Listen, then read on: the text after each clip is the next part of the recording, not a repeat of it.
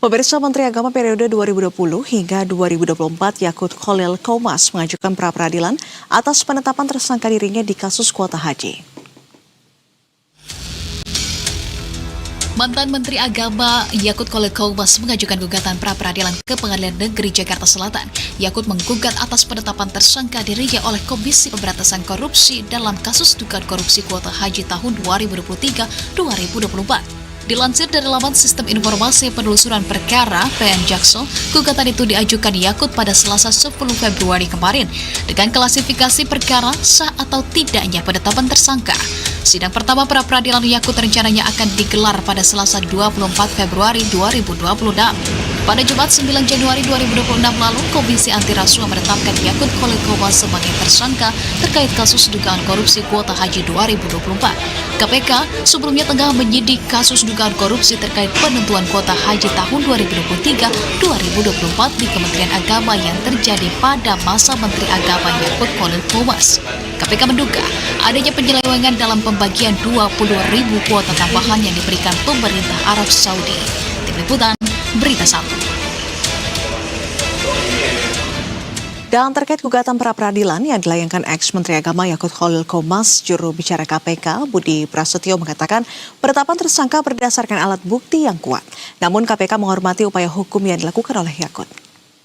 Pada prinsipnya pengajuan pra-peradilan merupakan hak setiap warga negara yang dijamin oleh undang-undang dan KPK memandang itu sebagai bagian dari proses uji dalam sebuah sistem peradilan pidana.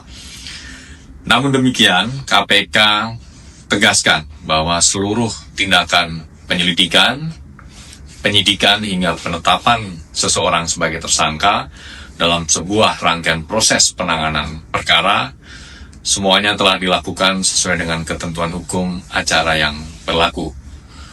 Dalam prosesnya, KPK sebelumnya telah menerbitkan sprindik umum, kemudian pada Januari 2026, KPK kemudian menetapkan 2 orang sebagai tersangka, yaitu Saudara YCQ dan Saudara IAA dalam perkara ini.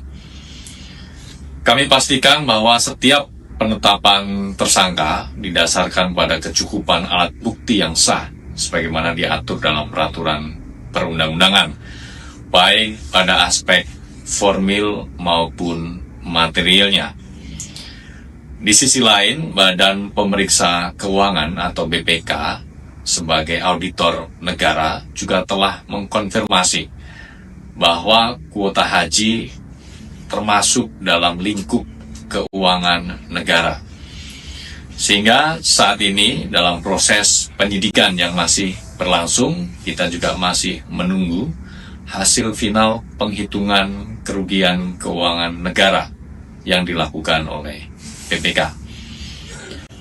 KPK memastikan bahwa proses penegakan hukum yang dilaksanakan secara profesional, transparan, dan akuntabel, serta tetap menjunjung tinggi asas praduga tak bersalah, dan tentunya penghormatan terhadap hak-hak hukum pihak yang berperkara.